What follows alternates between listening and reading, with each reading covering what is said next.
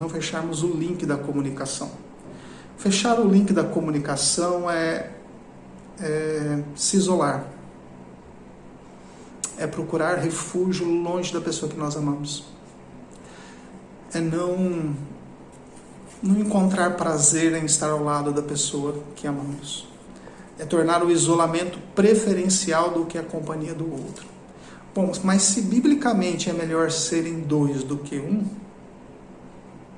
e a gente já conhece os motivos, eu não quero aqui gastar muito tempo falando sobre isso, é melhor serem dois. E no princípio de ser dois, Gustavo, eu entendi um princípio bíblico lá em Gênesis. A minha esposa, ou o esposo, é osso dos meus ossos, carne da minha carne. E quando então eu entrei numa relação matrimonial, nós deixamos de ser dois para sermos um. Existe uma unidade de complementação, minha para com a minha esposa, sua para com o seu marido. Então, eu entendi essa relação, mas é difícil viver isso na prática. Por quê? Porque todos nós fomos afetados pelo pecado. E os efeitos da queda na mente humana, na conduta, no nosso viver diário, impacta assim, de uma forma grandiosa os nossos relacionamentos. Não só com a esposa. Depois a gente deve falar mais para frente sobre filhos. Então nós temos problemas de relacionamento com os nossos filhos. Eles conosco e nós com eles, porque os efeitos do pecado atingiram a ambos. Então famílias cristãs que se dedicam a viver para a glória de Deus precisam lutar constantemente para manter esses princípios ativos no seu coração, semear esse princípio dia após dia, colocar diante dos seus olhos para observar. Então vou te pedir que você faça isso. Se na sua geladeira você tem aquele quadrinho onde você anota a lista de compras, apaga a lista de compras lá. Escreve assim: não fechar o link da comunicação. E todo dia você vai lá e fixa os seus olhos naquilo lá, se isso é um problema para você. E como você sabe se isso é um problema? É muito bom a gente saber pelo outro.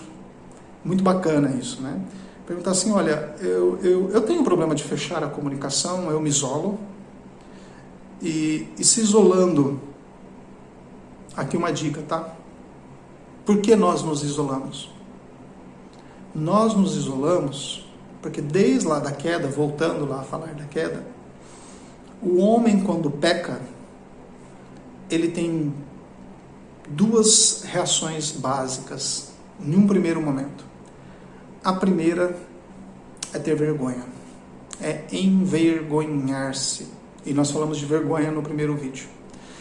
E a segunda é se esconder. Parece que essas duas coisas elas são complementares. Nós nos escondemos e nós temos vergonha. Temos vergonha porque o nosso erro está sempre à porta e isso nos expõe.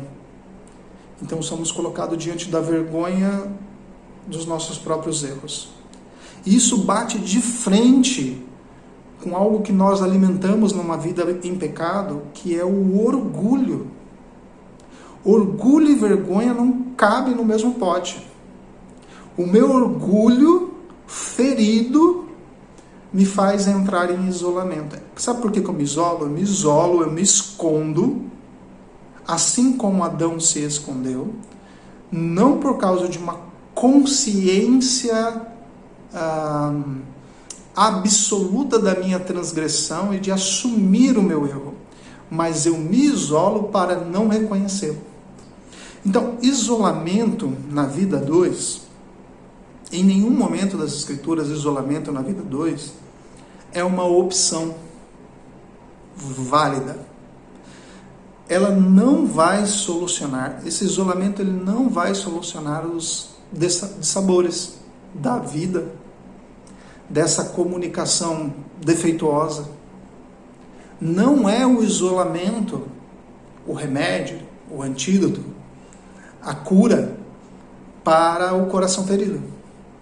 Não é assim que nós devemos fazer. Esse não é o modelo bíblico. Isso é o que nós fazemos. Mas esse certamente não é o modelo bíblico. Então eu quero falar aqui um pouco sobre como normalmente nós fazemos. Quando temos, então, a intenção de fechar o link da comunicação. Link é uma palavra para dizer assim, você vai fazer uma ruptura. Você vai gerar aí um isolamento onde a comunicação vai ser interrompida. Às vezes, ela vai ser mantida por um interesse, mas não da forma como era anteriormente. Mas nós vamos chegar lá, tudo bem? Então, assim, como normalmente nós fazemos, né?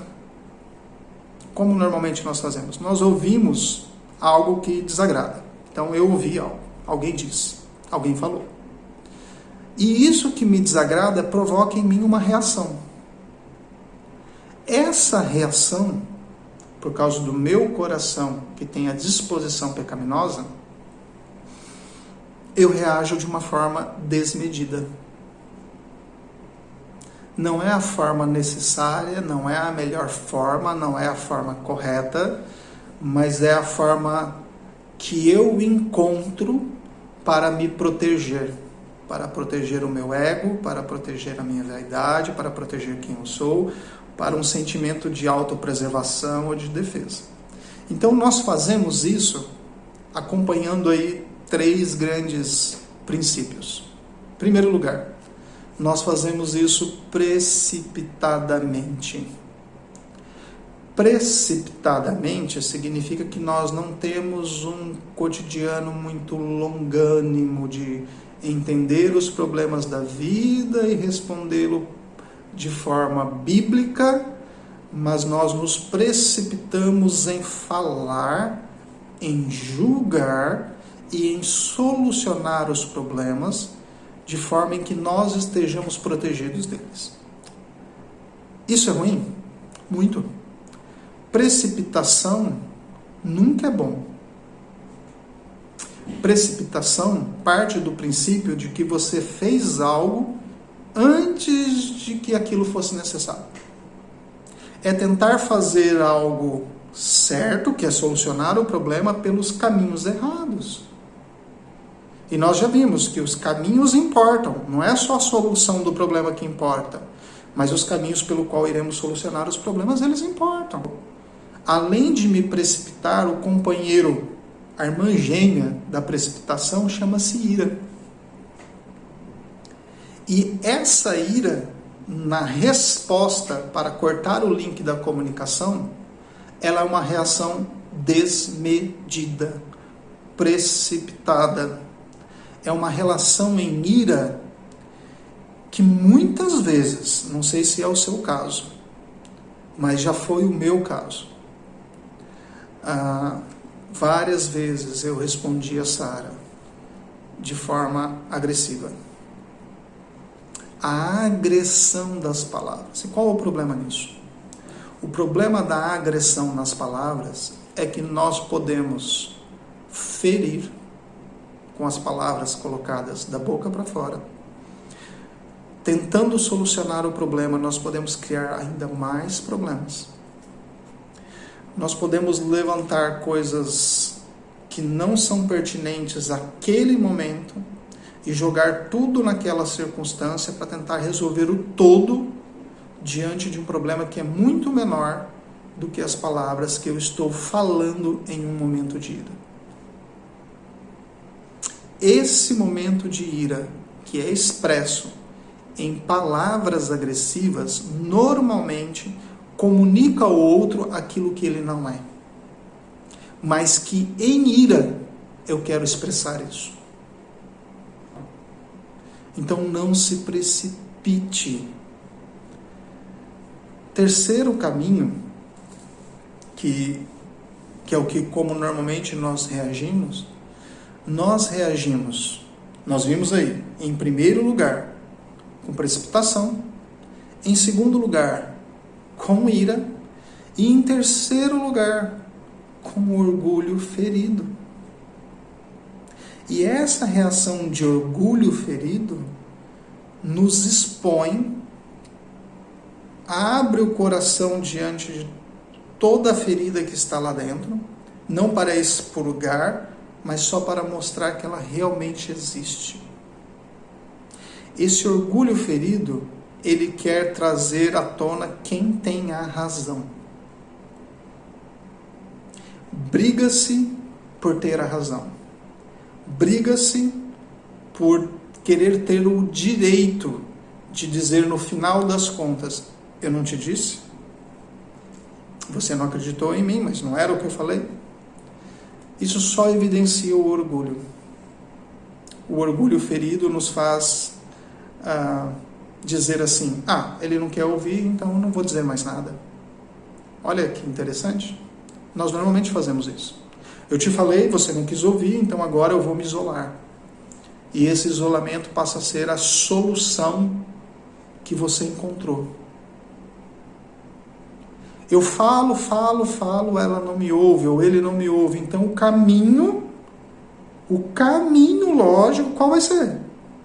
Eu estou ferido, porque eu já falei.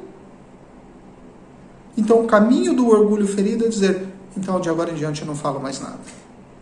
A solução não é encontrar o modo certo, da forma certa para resolver o problema. Mas a solução que nós facilmente encontramos é dizer, eu não vou me comunicar mais, eu não vou falar mais. Não é procurar o momento certo para falar, não é procurar o momento certo para expressar ideias, para solucionar problemas, é se isolar. E aí cria-se uma carapuça, cria-se uma ofensiva ao coração do outro, para deixar essa não comunicação futura muito evidente, mas no presente eu vou te ferir com todos os dardos de ira, de raiva, de precipitação, para deixar muito claro que eu estou com a razão.